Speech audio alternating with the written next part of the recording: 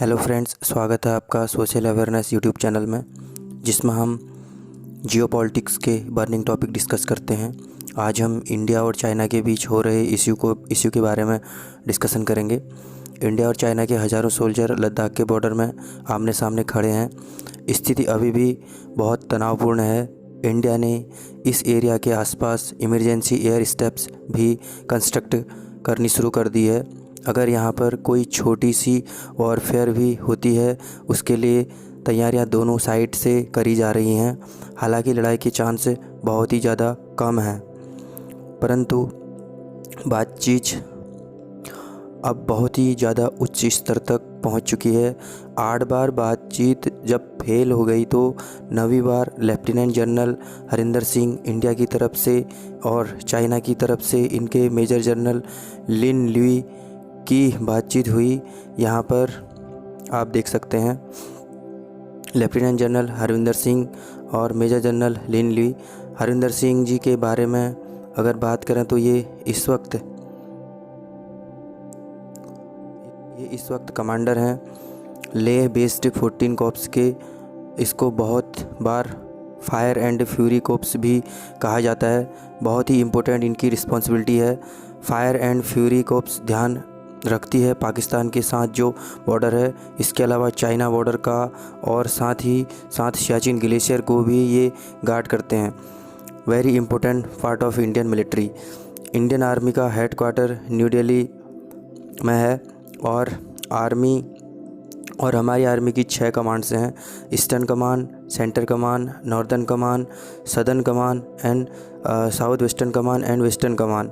जो northern command है उसके अंदर आती है 14 कॉर्प्स, और 14 कॉर्प्स को लीड कर रहे हैं लेफ्टिनेंट जनरल हरविंदर सिंह जी।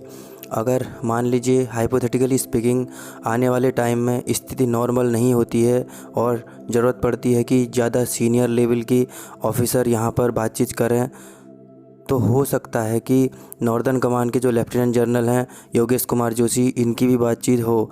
मगर ऑलरेडी जब ये बातचीत हो रही थी 14 कॉर्प्स लेफ्टिनेंट जनरल और चाइनीज़ मेजर जनरल के बीच, तो जो नॉर्दर्न कमांड के कमांडर हैं वो ऑलरेडी लेह में मौजूद थे।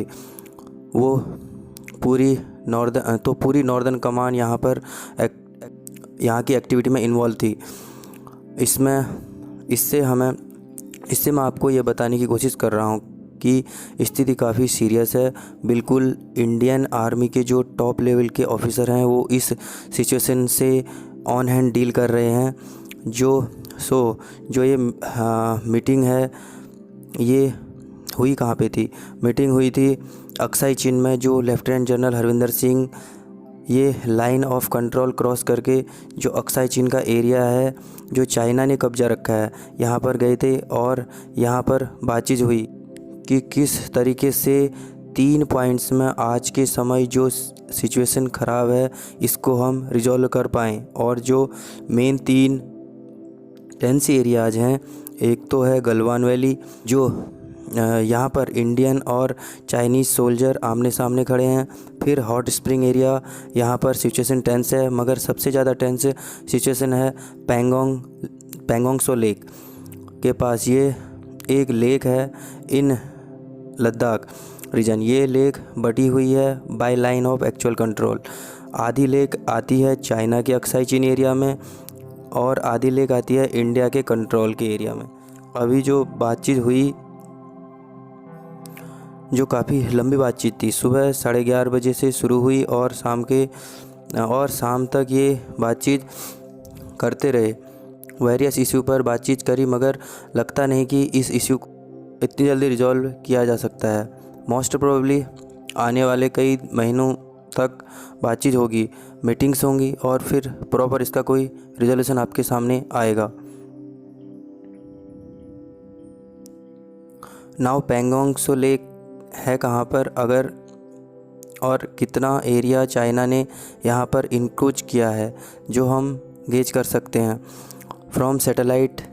ये मैं आपको दिखाऊं तो यहाँ पर आज देख पाएंगे ये इंडिया का मैप है और चाइना यहाँ पर हम जूम इन कर रहे हैं लद्दाख के पास। तो यहाँ पर आप देखेंगे this is Pangong so lake.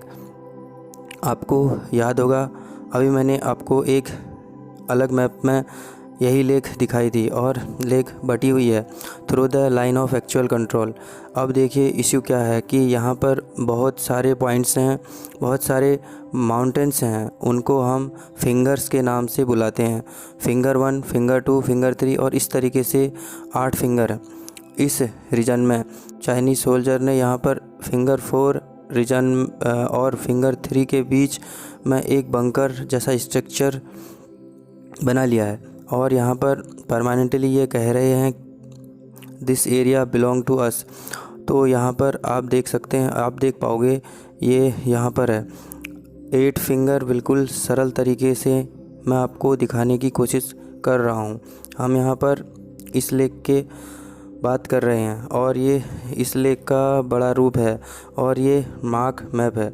मैं यहाँ पर जो 8 फिंगर हैं इसमें जो डिस्प्यूट हैं लाइन ऑफ एक्चुअल कंट्रोल को लेकर, लाइन ऑफ एक्चुअल कंट्रोल क्या है ये काफ़ी जगह डिसाइडेड किया नहीं गया है।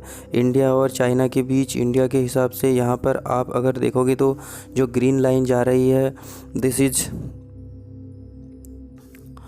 Is line of actual control, परंतु चाइना कहता है नहीं, जो ये येलो लाइन जा रही है this is line of actual control.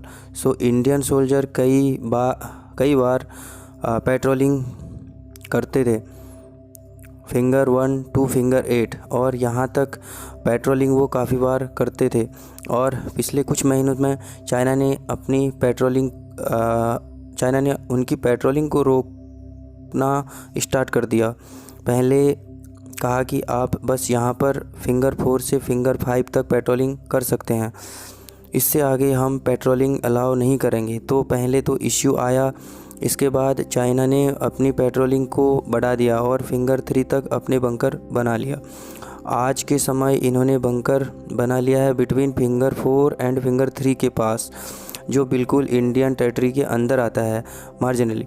सो ये मेन इशू है। अभी बातचीत ये चल रही है कि चाइना ये जो बंकर है ये हटाए, अपने जो सोल्जर हैं ये वापस ले, जो स्टेटस को था अप्रैल 2018 में। मतलब कि जो इंडियन सोल्जर भी यहाँ से पीछे हटेंगे और जो चाइनीज़ सोल्जर भी वो भी यहाँ से पीछे हटेंगे और ओवरऑल यहाँ पर कुछ कन्फ्रंटेशन ना हो ऐसा माहौल बनाने की कोशिश की जा रही है।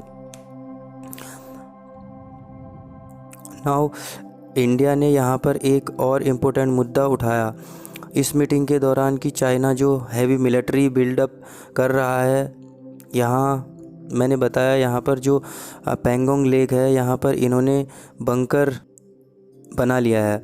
इसके अलावा जो तिब्बत का ये रीजन है यहाँ पर चाइनीज़ सोल्जर हज़ारों की संख्या में अपने नंबर से बढ़ा रहे हैं। चाइनीज़ वेपनरी यहाँ पर आ चुकी है, तो ये भी काफ़ी हद तक चिंताजनक है। तो इंडिया ने यहाँ पर इश्यू उठाया 1993 के एग्रीमेंट का। इंडिया और चाइना ने ओवर द ईयर बॉर्डर में पीस मेंटेन करने के लिए बहुत सारे एग्रीमेंट साइन किए हैं। उनमें से एक है 1993 बॉर्डर एग्रीमेंट। इस एग्रीमेंट की कॉपी आपको मिल जाएगी यूनाइटेड नेशन पीस मेकर की वेबसाइट से। डॉक्यूमेंट का नेम है agreement on the maintenance of peace and tranquillity along the line of actual in the India China border area. So इस एग्रीमेंट में क्लियरली लिखा हुआ है कि लाइन ऑफ एक्चुअल कंट्रोल के आसपास जो मिलिट्री फोर्स है वो मिनिमम लेवल तक रहेगी ताकि तनाव ना हो। चाइना इसके विपरीत काम कर रहा है। आप चाइना की पूरी स्ट्रेटजी देख सकते हैं।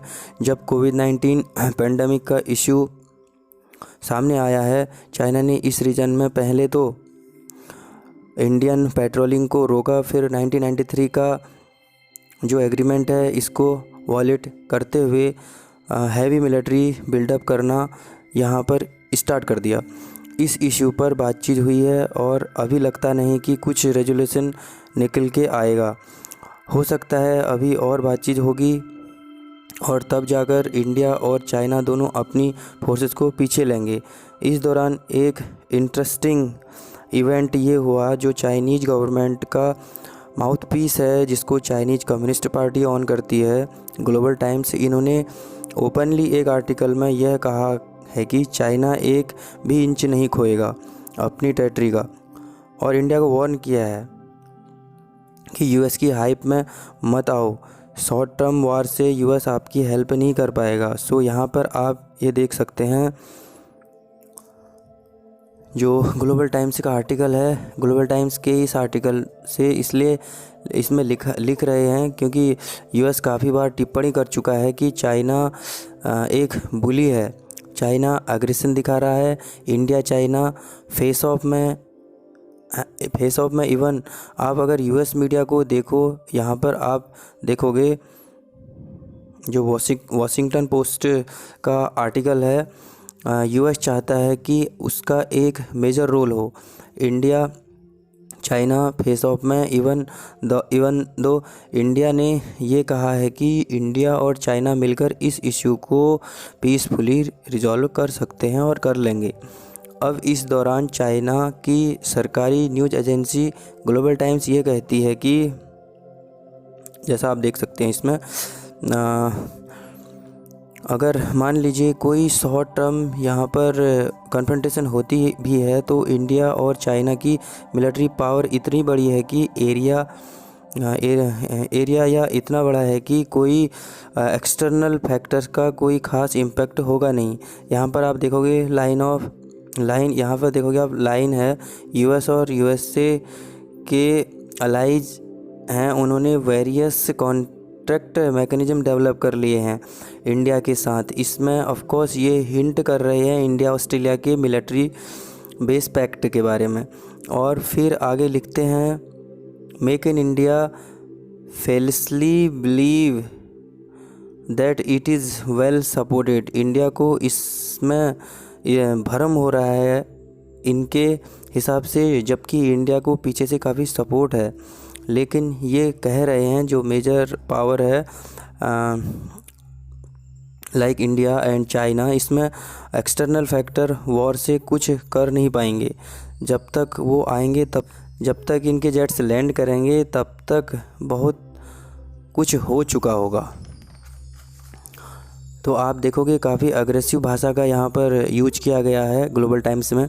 इवन दो इंडिया बार बार यह कह रहा है कि हम पीसफुली इस इशू को रिजॉल्व कर लेंगे।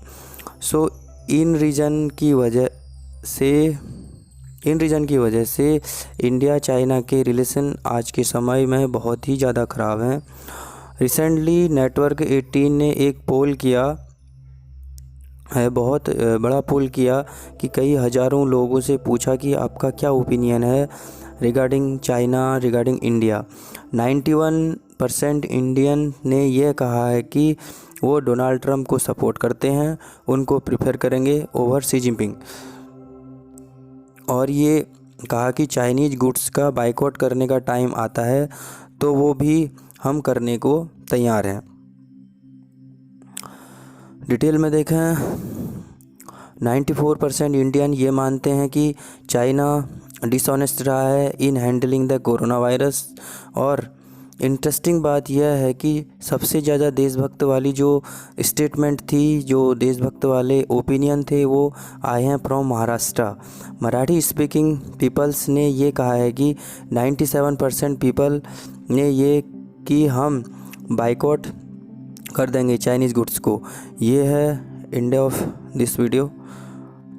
अगर आपको यह वीडियो नॉलेजेबल लगा तो लाइक करें, अपने दोस्तों को शेयर करें और हमारे चैनल को सब्सक्राइब करें। हम इसी कड़ी में आगे आपको जो भी बर्निंग इश्यू है उसके बारे में टॉपिक देते रहेंगे। देखने के लिए आपका बहुत बहुत धन्यवाद। जय हिंद, वंदे मातरम।